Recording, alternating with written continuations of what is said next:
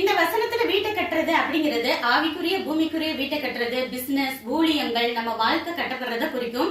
நம்ம ஒண்ணு அடிக்கடி நினைப்போம், நான் இந்த விஷயத்துல ரொம்ப பிரயாசப்படுறேன், எவ்வளவோ ஜெபிச்சு விதைச்சு பாக்குறேன், ஆனா ஒரு புள்ள அளவுக்கு கூட முளைக்கவே மாட்டேங்குதே அப்படின்னும், இல்ல இத்தனை வருஷமா நான் எவ்வளவு கஷ்டப்பட்டு பிரயாசப்பட்டு இதை கட்டுனேன், ஆனா அது ஒரே நாள ஒண்ணுமே இல்லைங்கிற மாதிரி மாறிடுச்சே அப்படின்னும் நம்ம கவலைப்படுவோம். ஆனா அதெல்லாம் ஆரம்பிக்கிறதுக்கு முன்னாடி இது தேவ சித்தம் தானா அப்படின்னு தேவன்கிட்ட விசாரிக்க மட்டும் நம்ம மறந்து போயிருப்போம்.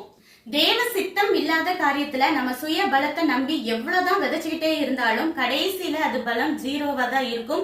நம்ம திருமண வாழ்க்கை, படிப்பு, பிள்ளைங்க, ஊழியம் எதுவா இருந்தாலும் தேவ சித்தம்ங்கிற அஸ்திபாரத்து மேல நம்ம கட்ட ஆரம்பிச்சாதான் தேவனும் அதை எடுத்து கட்ட முடியும் அப்படிங்கறத புரிஞ்சு இதுவரைக்கும் நம்ம அறியாமையினால கட்டி இருந்தாலும் அது எல்லாத்தையும் தேவனுடைய பாதத்துல ஒப்பு கொடுத்து நீரே உன் சித்தப்படி கட்டும்னு சொல்லி ஜெபிப்போம். நம் வீடு கட்டப்படும்.